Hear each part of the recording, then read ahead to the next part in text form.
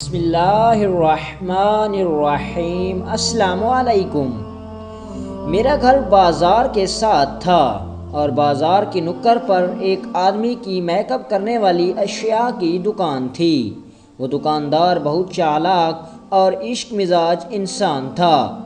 اس دکاندار کی ایک بہت بڑی عادت تھی کہ جب بھی کوئی خوبصورت لڑکی یا عورت اس کے پاس میک اپ کا سامان خریدنے کے لیے جاتی تو وہ سامنے رکھے ہوئے بریزر پر بار بار ہاتھ لگاتا اور لڑکیوں کو عجیب و غریب نظروں سے دیکھتا، اور جو لڑکیاں مانگتی تو انہیں ایسی اشیاء دکھاتا جن پر لڑکیوں کی تنگ کپڑوں والی تصویریں بنی ہوتیں، اور ان تنگ کپڑوں والی لڑکیوں کی تصویروں کے جسم پر ہاتھ پھیرتا اور عجیب و غریب ہنسی ہنستا۔ اس دکاندار کی اس عادت سے عورتیں بہت تنگ ہو گئی تھیں، لیکن وہ دکاندار یہ حرکات اس لیے کرتا تھا کیونکہ وہ جانتا تھا کہ اس چھوٹے سے بازار میں صرف یہی میک اپ کی اشیاء والی دکان تھی، اور اس کے علاوہ وہ اپنی چیزیں سستے داموں بیچتا تھا تاکہ عورتیں اور لڑکیاں اس کی دکان پر آئیں۔ اکثر اوقات عورتیں اور لڑکیاں بغیر کچھ خریدے ہی وہاں سے چلی جاتیں، لیکن جو لڑکیاں اس قسم کی ہوتیں وہ دکاندار ان کو فری میں میک اپ کا سامان دے کر اپنا کام کر لیتا۔ اس محلے کی بہت سی عورتیں اس دکاندار کی اس عادت سے بہت تنگ ہو چکی تھیں۔ جب بھی کوئی عورت جاتی تو ان کے سامنے بریزر کے اوپر بار بار ہاتھ لگاتا اور گندی گندی مسکراہٹ نکالتا اور وہ چیزیں سامنے رکھتا جن پر لڑکیوں کی ننگی تصویریں بنی ہوتیں۔ ہمارے محلے کی دوسری نکڑ پر ایک عورت کا گھر تھا۔ وہ عورت بیوہ تھی لیکن اس کی عمر 30 سال تھی۔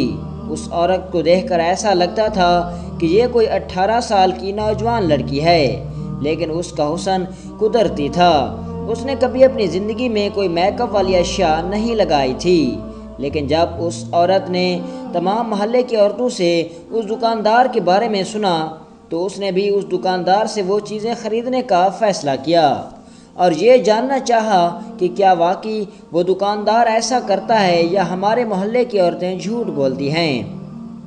ایک دن وہ دوپہر کے وقت اس نکڑ والی دکان پر میک اپ کی اشیاء خریدنے کے لیے گئی۔ ابھی اس وقت بازار میں لوگوں کی تعداد بہت کم تھی۔ وہ دکاندار گاہک کے انتظار میں بیٹھا تھا۔ جیسے ہی وہ عورت اس کی دکان میں داخل ہوئی اس نے وہی عادات دہرانا شروع کر دیں تاکہ اس عورت کو اپنے جال میں پھنسا لے، اور حتیٰ کہ اکیلا پاتے ہوئے اپنی گندی خواہش کو پورا کرنے کا بھی کہہ دیا۔ اس عورت کو بڑا غصہ آیا، لیکن اس وقت وہ خاموشی سے گھر چلی آئی۔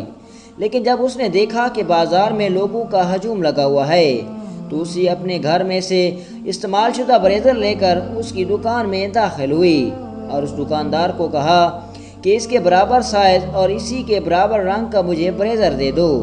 جیسے اس دکاندار نے اس بریزر کو اپنے ہاتھ میں لیا تو اس عورت نے بازار میں شور مچانا شروع کر دیا۔ اس لڑکی کے شور سے تمام بازار کے دکاندار اور تمام بازار میں موجود لوگ اس دکاندار کی دکان پر اکٹھے ہو گئے۔ لوگوں نے اس سے پوچھا کہ تم شور کیوں مچا رہی ہو؟ تو اس نے کہا کہ اس نوجوان نے میرے سینے میں ہاتھ ڈال دیا اور جب میں نے اس سے دور ہونے کی کوشش کی تو میرا بریزر ٹوٹ گیا اور اس کے ہاتھ میں رہ گیا۔ جب لوگوں نے اس کے ہاتھ میں موجود بریزر دیکھا تو وہ ٹوٹا ہوا تھا، تو لوگوں نے اسی وقت اس دکاندار کو گھسیٹ کر بازار کے درمیان میں لے گئے اور مار مار کر اس کی درگت بنا دی۔ اس کے بعد وہ دکاندار اس عورت سے ہاتھ جوڑ کر معافی مانگنے لگا اور کہا کہ تم میری جان بخشوا دو، آج کے بعد کسی عورت کے ساتھ ایسی گندی حرکت نہیں کروں گا۔ دوستوں، میں اس واقعے سے ایک اخلاقی سبق ملتا ہے کہ کہیں بھی اگر جرم ہو رہا ہے یا کوئی غلط کام ہو رہا ہے تو ہمیں اپنے حصے کی ذمہ داری ضرور نبھانی چاہیے اور اس غلط کام کو روکنے کے لیے اپنے حصے کی ضرور کوشش کرنی چاہیے۔